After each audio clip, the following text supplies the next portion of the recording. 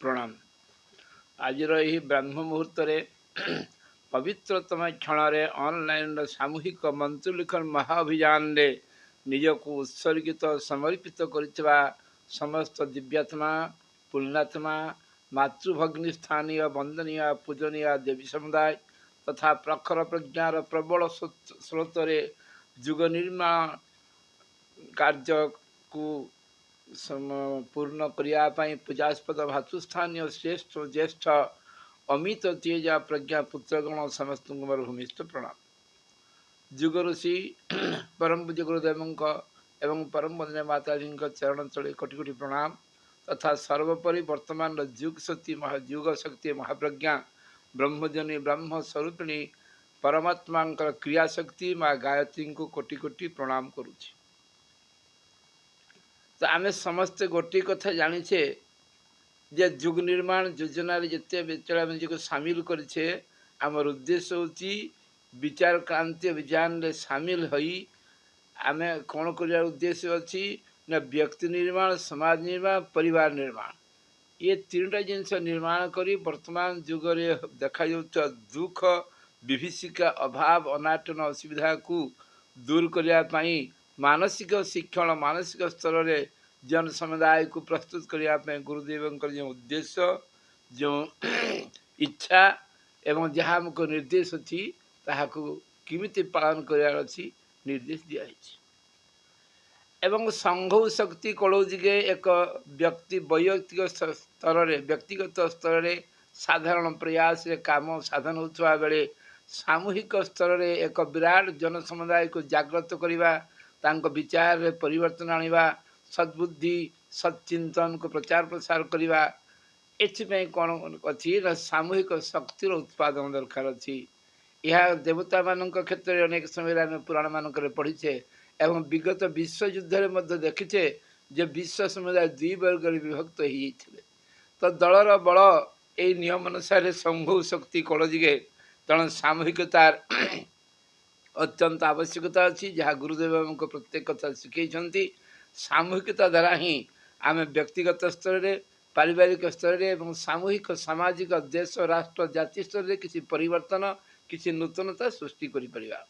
एथि आमको जो अस्त्र प्रदान सी हूँ गायत्री महामंत्र ये गायत्री महामंत्र साधना दुई पर्यायर आम पूरा करे गोटे जप अन्यटी यज्ञानुष्ठान जप द्वारा व्यक्तिर अंतकरण थिबा कषाय कलमश को दूर करवा विचार क्षेत्र में परिवर्तन आनिबा एवं यज्ञ द्वारा सामूहिक स्तर में जो वातावरण में परिव्याप्त होता उत्सव अशुभ चिंतन एक दूर कर प्रयास अहरह चली समस्ते भाई भाई मैंने कार्यरत अच्छा तेणु से मध्य कोटि कोटि प्रणाम।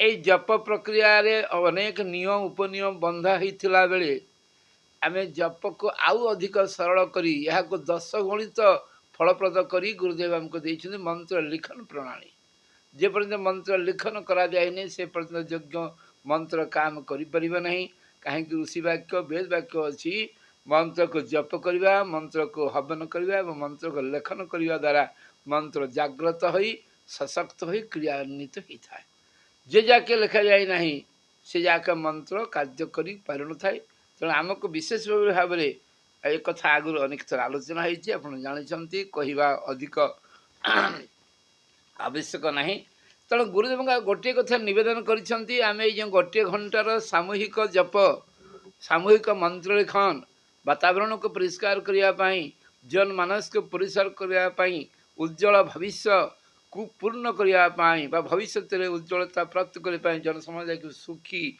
एवं सत्मार्गगामी करने उद्देश्य अच्छी से आमको आम प्रत्येक दिन घरे समस्ते गायत्री मंत्र जप करुचे एथि गुरुदेव गोटे निर्देश अच्छी गोटे व्यवस्था अच्छी जहाँ आप आलोचना करुँची जे आम साधारणतः बहुत बहुत जप बहुत समय करूँ किंतु सर्वनिम्न 3 माळ जप प्राय समस्ते करुँच यह कौटी माने कहारी पाखे केबे भी कम होना अनेक तो 30-60 माळ जप करुँच किंतु 3 माळ निश्चय ए 3 माळ जप विधान रे जुग निर्माण जो जुग पुरस्चरण रे जुग संधि बेला जो व्यवस्था गुरुदेव देइछंती प्रथम माळटी तो आत्मकल्याण पाई अच्छी एवं द्वितीय माळ जो जप पाई अच्छी सेटा आत्मार्पण पाई ए आत्मार्पण केमती आत्मा अर्पण आत्मा द्वितीय माळटी आत्मार्पण प्रथम माळ जो आत्मकल्याण जो माँ जप सहित गायत्री माँ पोयपान ध्यान जो अच्छे ताहा आपण मैंने कर जानते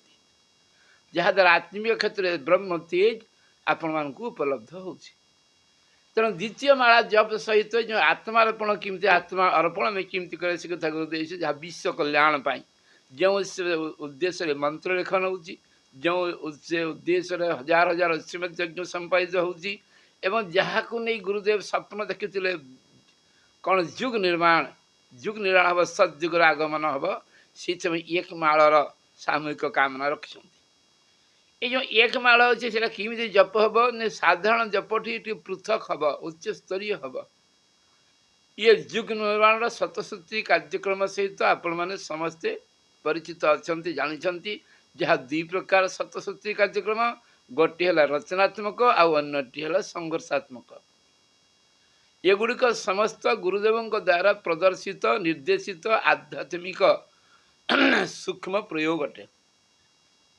गुरुदेव कहीं आमको से स्पष्ट कर लिखिं जे अतीतर बहु मानवीय दुष्कृति बहु मानवीय यज्ञ को विरोध करवा अवैदिक धर्मर प्रचार प्रसार करवा एवं अमानवीय धर्मर विकास सेवा प्रबलता द्वापर युग पर जो अंतरिक्ष वातावरण भीषण दुष्प्रवृत्तिपूर्ण हो एवं अनिष्टता व दुष्टता परिपूर्ण हो ये समस्त कहीं ना ये समस्त हमारा गोटे कारण हूँ मानवीय दुष्कर्म एवं मानवीय कुविचार गुरुदेव लिखिं दुईटा कारण जो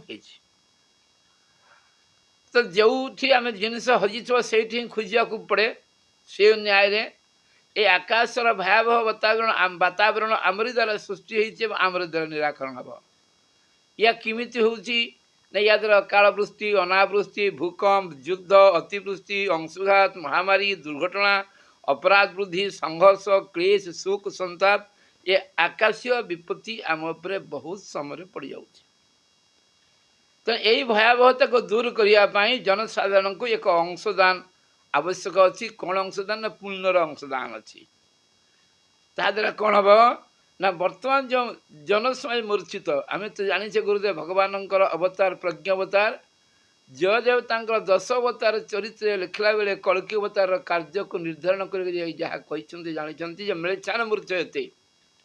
म्लेच्छान मूर्छयते दशाकृति कृते कृष्णाय तभ्यं नमः 10म अवतार प्रज्ञा अवतार कल्कि अवतार काम थिला मूर्छित म्लेच्छ मानकर म्लेच्छ मानव समाज मूर्छना को मूर्छित हो पड़ा जन समुदाय को सद्बुद्धि को सत्चिंतन को जागृत करवा तेणु से कथा गुरुदेव कही जनमानस मूर्छित और निर्जीव एवं अंधकारग्रस्त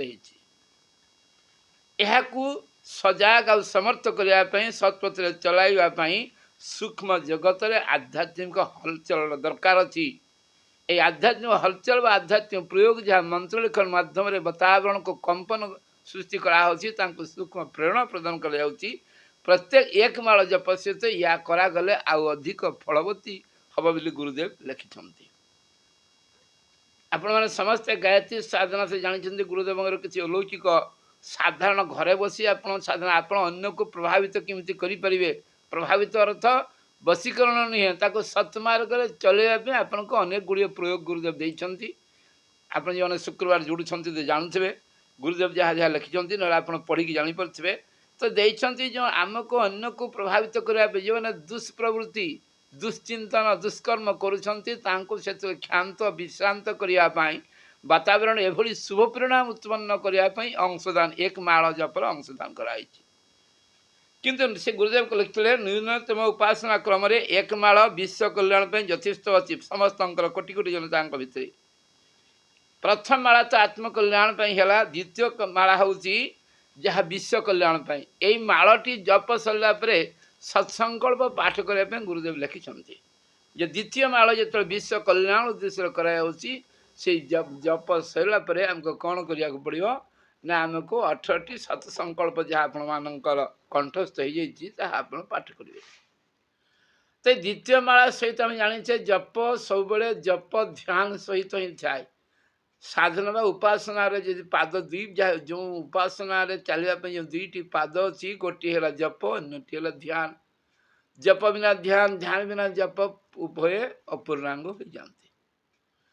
तो ये जो आत्म अर्पण ध्यान में किमिति करिया गुरुदेव लिखिंट जे कौन करिया पड़ियो दीप ज्योति रे पतंग परी आत्म बलिदान रो ध्यान करिया पड़ियो। आउे भल क्यों शुणा गुरुदेव लिखिंट जे दीप ज्योति रे आम तो सब आम अखंड ज्योति सहित ये परिचित कि आमको आत्मार्पण करने को पड़ो। ये ब्रह्म ज्योति रे पतंग परी आत्मा बलिदान रो ध्यान होची आत्मार्पण ध्यान। कौन पाई समाज कल्याण पाई कहीं ना निज विभूतिर निज पाखे जो विभूति अच्छी जो गायत्री गीता में पढ़ुचे धियो यो नहरे आम पाखे जहाँ भी साधन उपलब्ध अच्छी तार न्यूनतम अंश आमर निजस्व खर्च पर रखी बाकी तक समाज कल्याण दिगरे विनियोग करवा।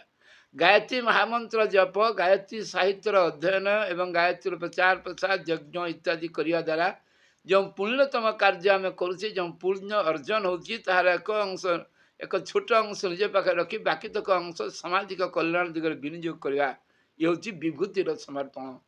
गुरुदेव कहले समस्त संपत्तिर समर्पण करुछंती उचित आवश्यक मध्य किंतु तांको मध्य विभूतिर समर्पण करिवार अछि। तांको पाखरे जो सद्गुण अछि ताको समाज कल्याण दिगरे विनियोग करिवे। ए द्वितीय माला ध्यान समय से कौन कहिछंती गुरुदेव ना मु पतंग परी ये भावना साधक जापक भाविब जे मु एक पतंग मु पतंग परी इष्टदेव प्रदीप ज्योति परी जो इष्ट को उपासना करुच्ची जो परम ब्रह्म को उपासना करुच्ची सी होती प्रदीप ज्योति परी से ज्योति रे प्रेम जोगु अत्यंत भल पाइया जो प्रेम जोगु द्वैतर समाप्त हो जाऊँगी सी आम भितर जो पृथकता पृथकता ना द्वैतर समाप्त हो जाऊँगी अद्वैतर उपलब्धि हो जाऊँगी एक हं स्वहं उपलब्धि होची एवं प्रियतम सहित एकात्म हो जाऊँचे। आम से दीप शिक्षार निज को समर्पण कर निजर अस्तित्व को विलीन कर दौचे। जे भली पतंग दीप शिखार आत्मसमर्पण करे निजर सत्ता को विलीन कर दिए मेंटे दिए प्रकाश मंदिर लीन हो प्रकाशमान हो जाए से पर निजर अस्तित्व अहंकार आम जो अहंकार कथा जो घरे घरे यज्ञ कर समस्ते जानते मधुसूदन कुलवृद्ध मधुसूदन गोटे कथा कही जाति प्रेम बन्ही प्रज्वलित कर सार्थ को दियो आहुति सार्थ मेधयज्ञ चारिआडे नाच छाती को मिसाई छाती। बर्तमान तो यज्ञ बतावर दरकार अच्छी सहित यही कथा मध्य सार्थ आहुति देवार जाति प्रेम बन्ही सद्बुद्धिर बन्ही अहंकार को बलि देवार समय भी अच्छी। तेणु निजर अस्तित्व अहंकार को समाप्त करी गायत्री तप तत्व तेज तत्व विलीन हो जाऊे। आम भावना करछे गायत्री तप तत्व अखंड ज्योति दीपक आम से तेज तत्व विलीन हो निज को गायत्रीमय कर दौचे। दीपर ज्योति एक यज्ञ एवं मु तार हविष भावना कर द्वितीय भावना ये प्रथम भावना गला। द्वितीय भावना दीपर ज्योति एक यज्ञ मु तार हविष अर्थात हवनीय द्रव्य घी साकल्य समिध परी निज अस्तित्व को यही हवन रे समर्पण कर दूची। समर्पण करे लाभ कौन होची ना जो परमात्मा को समर्पण करुची जमती कला काठटी निआरे जली उज्जवल हो जाए ठीक सेमती मु परमात्मा समान हो पवित्र तेज पुंज हो जाऊँगी। एवं तृतीय कथा कहले ये निजर जहाँ अच्छे निज पाखे गोटे बड़ जिनस अच्छी अहंता बा अहंकार। ये अहंता बा अहंकार आउ ममता द्विधा अरे हबना हबनी संशय आत्मा विनशंति गीताकार कहते आप जानते। तो निजर अहंता को अहंकार को ममता द्विधा को मेंटे देवाई निज को समर्पण भाव द्वितीय माला जपर दीपक भाव देखिकी मु आत्म परिधर उच्च को उठी परमात्मा सत्तारे बा परमात्मा सत्ता रूप विकसित होची। गुरुदेव लिखिंट जे आम यही भावना करवा प्रथम भावना द्वितीय भावना परे मु परमात्मा सत्तार निज को विलीन करी कौन हो परमात्मार विशेष गुण गुड़िक धारण कर परमात्मा रूप विकसित होची स्वहं अयम आत्मा ब्रह्म सच्चिदानंद हं शिव हं ए भावना। ଏବଂ ସେହି ସ୍ତରର ବା ଈଶ୍ୱର ସ୍ତରର ବ୍ୟାପକତା ଉଦାରତା କରୁଣା ଏବଂ ମହାନତା ମୋ ପାଖରେ ଅଛି। ଈଶ୍ୱର ଯେମିତି ସମସ୍ତଙ୍କର କଲ୍ୟାଣ ଚାହୁଁଛି, ମୁଁ ସମସ୍ତଙ୍କର କଲ୍ୟାଣ ଚାହିଁବି, ସମସ୍ତଙ୍କର ଉଦାର ଭାବନା, ସମସ୍ତଙ୍କ ଉଦାରତା ହେବି ଏବଂ ମୋ ପାଖରେ ମାନବୀୟ ଗୌରବକୁ ବଜାୟ ରଖିବା ପାଇଁ ସମସ୍ତ ଉତ୍ତମ ଗୁଣ ଗୁଡ଼ିକ ରହିବ। ଯେକୌଣସି ସ୍ଥିତିରେ ମାନବୀୟ ମର୍ଯ୍ୟାଦାର ଉଲ୍ଲଂଘନ କରିବି ନାହିଁ। ଏ ସମସ୍ତ ଭାବନାକୁ ସମାଜକୁ ପ୍ରଦାନ କରିବା ସହିତ ନିଜ ଅନ୍ତଃକରଣରେ ଧାରଣ କରିବାର ଭାବନା ମଧ୍ୟ ତୃତୀୟ ଚିନ୍ତନରେ ଗୁରୁଦେବ ଦେଇଛନ୍ତି। ଏବଂ ଚତୁର୍ଥ ଚିନ୍ତନ ଦେଇଛନ୍ତି, ମୁଁ ମୋର ଶ୍ରଦ୍ଧା ପ୍ରଭୁଙ୍କୁ ସମର୍ପଣ କରୁଛି। ଯେଉଁ ଶ୍ରଦ୍ଧା ମୋ ପାଖରେ ଅଛି ପ୍ରଭୁଙ୍କୁ ସମର୍ପଣ କରୁଛି। ପ୍ରଭୁଙ୍କ ହାତରେ ମୋର ଶ୍ରଦ୍ଧା ପହଞ୍ଚିଲେ ଜନକଲ୍ୟାଣ ଦିଗରେ ଲାଗିବ। ପ୍ରତିବଦଳେ ପରମାତ୍ମା କ'ଣ ମୋତେ ଦେବେ ନା ମୋ ବିନ୍ଦୁ ବିନ୍ଦୁରେ କ'ଣ କଣରେ ଜ୍ଞାନ ବିବେକ ପ୍ରକାଶ ଓ ଆନନ୍ଦ ଭରି ଦେଉଛନ୍ତି। ମୁଁ ଖାଲି ଦେଉନି, କୌଣସି କ୍ରିୟା କେବେ ବେକାର ଯାଇନାହିଁ। ମୁଁ ଯେଉଁ ମୋର ଆତ୍ମସମର୍ପଣ କରିଦେଲି, ମୋର ଅହଂତା ସମର୍ପଣ କରିଦେଲି, ମୋର ଦୃଶ୍ୟମାନ କଳବେଳକୁ ସମର୍ପଣ କରିଦେଲି, ୟା ବଦଳରେ ପରମାତ୍ମା ମୋତେ ଉଦାର ଚିତ୍ତରେ ଅନେକ କିଛି ଦେଉଛନ୍ତି। କ'ଣ ଦେଉଛନ୍ତି ନା ମୋତେ ଜ୍ଞାନ ଦେଉଛନ୍ତି। ଯେଉଁ ଜ୍ଞାନ ଦରକାର, ଜ୍ଞାନାତ୍ ମୁକ୍ତି, ଜ୍ଞାନାଗ୍ନି ସର୍ବକର୍ମାଣି ଦଗ୍ଧ ସାଥ କୃତଜନ। ଆଜି ପର୍ଯ୍ୟନ୍ତ ଆମକୁ ସଠିକ୍ ଜ୍ଞାନ ପ୍ରାପ୍ତ ହୋଇପାରୁନି। ପରମାତ୍ମା ଆମର ବିସର୍ଜନ ଆତ୍ମତ୍ୟାଗର ପ୍ରତିବେଦନ ଜ୍ଞାନ ପ୍ରଦାନ କରୁଛନ୍ତି। ମୋତେ ବିବେକ ପ୍ରଦାନ କରୁଛନ୍ତି। ଯେଉଁ ବିବେକରେ ଅନ୍ଧ ହେଇକି ମୁଁ ଆଜି ଅନେକ ପାପ ତାପ କରୁଛି, ତାକୁ ମଧ୍ୟ ମୋତେ ବିବେକ ଦେଉଛନ୍ତି ଏବଂ ମୋତେ ପ୍ରକାଶ ଦେଉଛନ୍ତି। ଆଉ ଅଜ୍ଞାନ ଅନ୍ଧକାର ଦୂର ହେଇଯାଉଛି। ଯେଉଁ ଅଭାବ ଶକ୍ତି ଅନ୍ଧକାର ଅଜ୍ଞାନ ଥିଲା, ସେ ଅଜ୍ଞାନ ଦୂର ହେଇଯାଉଛି। ଏବଂ ସର୍ବୋପରି ମାନବ ଜୀବନର ଉଦ୍ଦେଶ୍ୟ ଆନନ୍ଦ, ଯେଉଁ ବ୍ରହ୍ମାନନ୍ଦ ପ୍ରାପ୍ତି, ସେ ଆନନ୍ଦରେ ମୋତେ ଭରି ଦେଉଛନ୍ତି।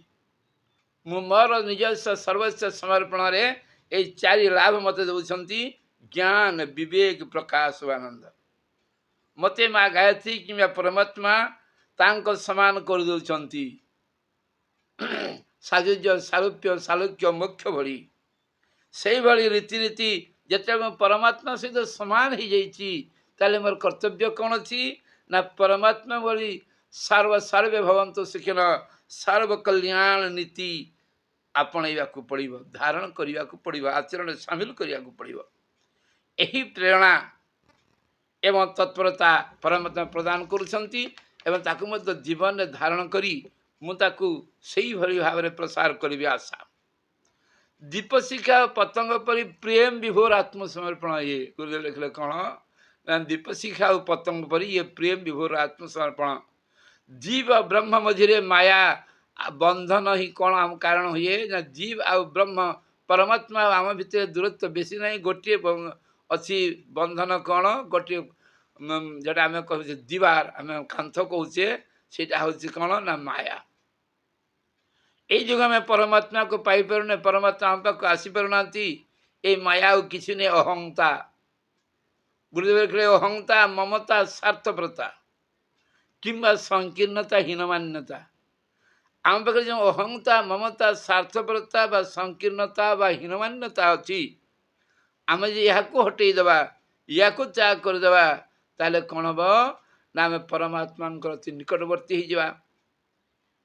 ଏହି ମାୟା ମମତା ହିଁ ଈଶ୍ୱରଙ୍କୁ ଭୁଲାଇ ଦେଉଥିଲା। ଆମେ ଈଶ୍ୱରଙ୍କୁ ଭୁଲି ଯାଉଥିଲୁ ଜୀବନରେ। କ'ଣ ପାଇଁ ନା ନିଜର ଅହଂତାକୁ ପୂରଣ କରିବା ପାଇଁ, ନିଜ ମମତାରେ ବନ୍ଧା ହେଇଥିବା ଆଶୀବମାନଙ୍କର ସେବା ଶୁଶ୍ରୂଷା କରିବା ପାଇଁ, ନିଜ ସ୍ୱାର୍ଥକୁ ପୂରଣ କରିବା ପାଇଁ ଅହରହ ମୁଁ ଲାଗି ପଡ଼ୁଥିଲି। ମୋର ସଂକୀର୍ଣ୍ଣ ଦୃଷ୍ଟିକୋଣ ଯୋଗୁଁ ଈଶ୍ୱରଙ୍କୁ ଭୁଲି ଯାଉଥିଲି। ଈଶ୍ୱରଙ୍କୁ ଭୁଲିବାର କାରଣ ହେଉଛି ମାୟା। ଏ ମାୟା ଅହଂତା ମମତା ସ୍ୱାର୍ଥପରତାର ପରିସୀମାରେ ଘୁରୁଥିଲା। ଯେତେବେଳେ ଏ ପଞ୍ଚଭୌତିକ ଶରୀରକୁ ବିସର୍ଜନ କରିଦେଲି, ଦୃଶ୍ୟମାନ ଶରୀରକୁ ହୋମ କରିଦେଲି, ହବନ କରିଦେଲି, ଆଉ ଇଏ ରହିଲା ନାହିଁ। ଯିଏ ମୋତେ ଭୁଲଉଥିଲା ପରମାତ୍ମାଙ୍କ ପାଇଁ, ଏବେ ମୁଁ ପରମାତ୍ମାଙ୍କୁ ତାଙ୍କର ହେଇଗଲି ନା ସେ ଆଉ ବାଉଁଶ ଅଛି ନା ବଂଶୀ ବାଜିବ। ଈଶ୍ୱରଙ୍କର ଉପଦେଶକୁ ଉପେକ୍ଷା କରୁଥିବା ସାହସ ଆଉ ମୋ ପାଖରେ ନାହିଁ, ଇଚ୍ଛା ମୋ ପାଖରେ ନାହିଁ, କି ସାଧନ ବି ନାହିଁ। ଯେଉଁ ପଚି ଯାଉଥିବା ସଢ଼ି ଯାଉଥିବା ମାଟିରେ ଶରୀର ପାଇଁ ଗର୍ବ ଅଭିମାନ କରୁଥିଲେ, ତାକୁ ତ ସମର୍ପଣ କରିଦେଲି, ପତଙ୍ଗ ପରି ଜଳିଗଲି। ଆଉ କ'ଣ ଅଛି ନା ମୁଁ ଶୁଦ୍ଧ ଶୁଭ୍ର ଆତ୍ମଜ୍ୟୋତି ରୂପାନ୍ତରିତ ହେଇଯାଇଛି। ତେଣୁ ଏବେ ଈଶ୍ୱରଙ୍କ ଉପଦେଶକୁ ଉପେକ୍ଷା କରିବେ ନାହିଁ। ଈଶ୍ୱରଙ୍କୁ ତାଙ୍କର ସମସ୍ତ ମର୍ଯ୍ୟାଦା ନୀତି ନିୟମ ଭିତରେ ନିଜକୁ ଆବଦ୍ଧ କରିଦେଇ ଜନକଲ୍ୟାଣ ପାଇଁ ନିଜକୁ ବିସର୍ଜନ କରିଦେବେ। ଏହି ଅହଙ୍କାର ପୂର୍ଣ୍ଣ କଳେବର ନଷ୍ଟ ହେବାରୁ बा नष्ट हेले जीव और ब्रह्मर निषेध प्राप्त जीव ब्रह्म हो ताले जीव ब्रह्म प्राप्त कर सरल सूत्र गुरुदेव कहीदे अहंकार विलास साधना अन्य किसी नहीं जिते साधना अच्छी उच्च स्तरीय हो मध्यम स्तरीय हो निम्न स्तरीय हो व्यापक स्तरीय हो अति कम साधना जहाँ आप करुँच स्थूल शरीर को सक्रिय सक्षम करने कर्मयोग साधना जो थे काम होची विचार क्षेत्र को परिवर्तन करने सूक्ष्म शरीर जो साधना आप रत अच्छा ज्ञान जोग्र साधना एवं कारण शरीर रे जो भक्ति योग प्रेम योग साधना कर परमात्मा को स्थापन करी ये समस्त गोटे उद्देश्य अहंकार को ममता को स्वार्थपरता को विलीन करवा।